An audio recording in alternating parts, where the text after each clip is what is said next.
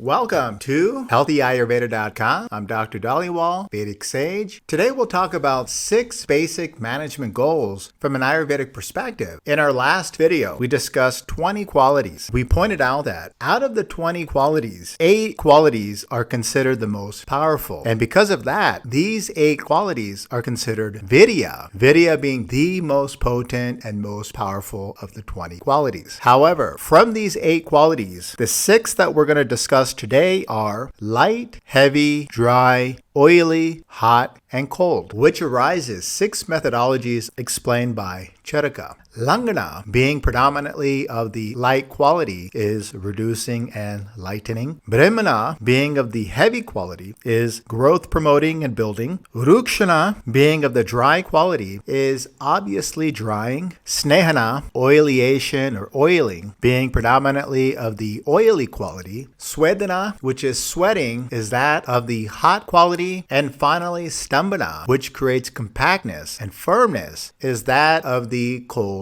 quality. Interestingly, Bhagavad of Ashtanga Hridaya simplifies this further, knowing that Vidya can be further reduced to 2, which is hot and cold, these being the most potent of all the 20 qualities. Therefore, treatment methodologies can essentially be reduced to langhana, expressing the hot quality, and brimhana, expressing the cold quality. That said, both approaches are the same logic and are simply the mere expansion of one another. It's important to realize that Ayurveda, being comprehensive, provides the certainty and confidence that if such treatments are administered properly, that Ayurveda ensures the cure for all curable diseases. Again, this stresses the point that Ayurveda, being comprehensive and holistic, takes into consideration doshas, dhatus, malas, the constitution of the individual, the underlying current imbalances of the individual, taking into consideration the season, the climate for which one resides, the age and strength of the individual, etc. Only after such comprehensive and thorough assessment might one suggest treatment. And after such thorough consideration, how could one not provide effective treatment to heal the body? Let's begin with langhana. Langhana is any therapy that produces lightness to the body by reducing, which is therefore called langhana. The predominant quality of langhana is lightness, which expresses either air and fire elements, which increases vata dosha, thereby having catabolic and reducing effects. Knowing that like increases like, and perhaps more relevant, knowing that we can manage excess of one quality simply by introducing the opposite quality. Therefore, in conditions of excess heaviness or increased kapha, we would then consider the opposite quality of heaviness, which is lightness. Being of the ether, air, and fire elements, langhana substances are light, hot, sharp, dry, clear, and subtle. Due to such qualities, langhana increases Agni, the digestive metabolic fire, and promotes weight loss. Essentially, we would consider langhana in conditions of excess heavy and dull qualities, such as obesity. Langhana consists of 10 methods. The first 4 belong to the purification methodologies of Panchakarma, which are Vamana, therapeutic vomiting, Varechana, which is purging the gastrointestinal tract, more specifically the small intestine, Basti, which is medicated enemas, and finally Nasya. All of the above mentioned procedures help to provide lightness to the body by reducing measures to help remove excess doshas from the body. For those who are not strong enough to endure such therapies, may want to consider shamana, which helps to pacify doshas. Although not removing these doshas from the body, this allows for more simpler and less invasive measures of management. Such reducing and lightening measures of shamana include reduction of fluid, such as observing thirst, reduction of food, such as fasting, exposure to direct sunlight and to wind, physical exercise, and certain herbs to help increase that digestive fire known as dipana, or to help neutralize toxins or ama, which is considered pachan. Example of certain dipan pachan herbs include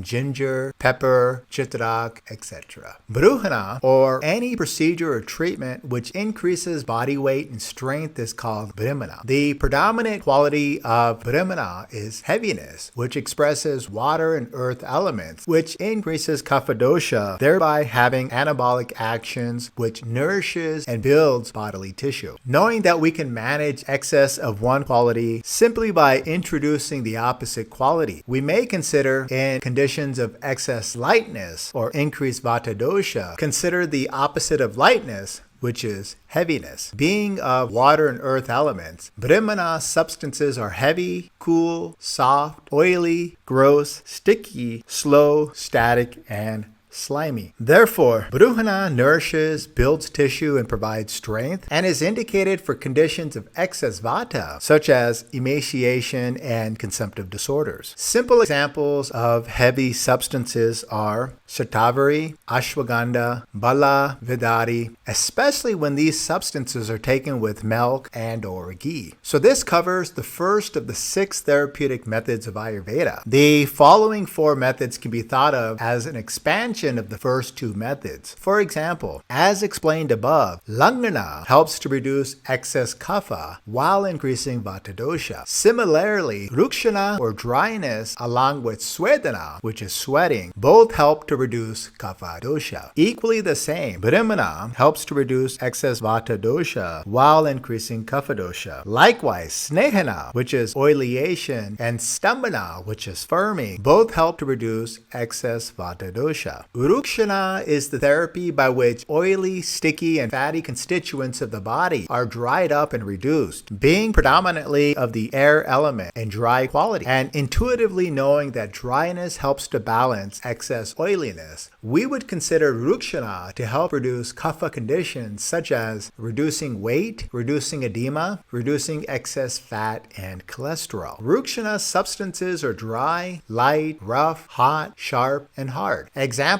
of drying substances with rukshana actions include shilajit, gutki, punarnava, trikatu, cinnamon, certain dry climate and higher elevation, and simple factors such as restricting water intake can lead to drying and dehydration. Snehana is the oleation process for which makes dry or depleted bodily tissue oily and unctuous. Snehana reduces dryness and fatigue from the body. Now, snehana is a vast topic, for the oily quality can be introduced internally and externally, and is so much part of the Ayurvedic treatment modalities that I'll dedicate a whole future video solely to this topic. That said, snehana is oily, liquid, heavy, subtle, soft, slow, and slimy, which is the treatment of choice for managing excess vata dosha. The main general types of oil are ghee, which is clarified butter, vegetable oils such as sesame oil, coconut oil, sunflower oil, as well as muscle fat and bone marrow. This oily quality can be introduced orally through food and drink. It can be introduced rectally via enemas, and can be introduced through the skin simply by oil massage. Oily substances will strengthen all bodily tissue, or dhatus, since there is the same innate similar consistency of oil with bodily tissue, which provides lubrication and compactness of bodily tissue, thereby strengthening the entire body. Snigdha, or oiliness, provides snehan to the body, which is healing, or rupana. Oiliness brings about relaxation. Oiliness naturally balances excess dryness, and hence why oil massage is so therapeutic for managing vata dosha. That which promotes perspiration is svedana. Through the quality of heat, the body naturally warms. This quality of heat helps to expand, dilate various bodily channels, which promotes circulation and promotes the removal of waste products and toxins such as ama. It's because of these actions of oleation, which lubricates various bodily channels, and heat via sweating, which expands and dilates such channels, helps to facilitate the removal of doshas from within the body back into the gastrointestinal tract. And the gastrointestinal tract, also being well lubricated via oleation, ultimately helps to remove excess doshas from the body, which is shodhana, or treatment. And virechana, which is the purgation of the gastrointestinal tract, are just some of the therapeutics commonly known as panchakarma.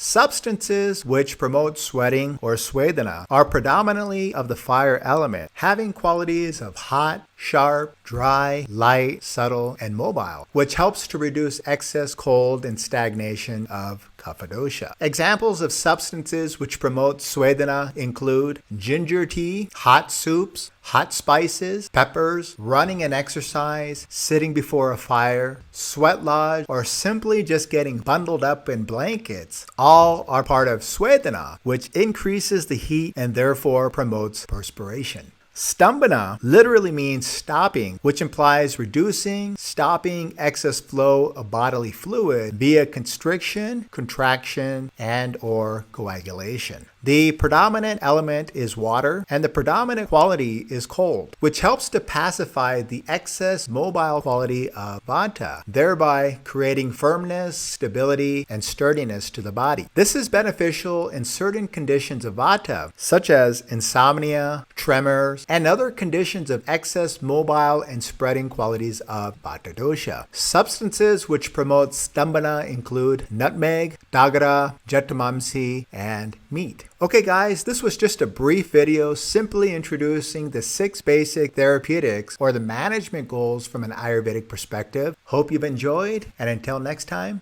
be well.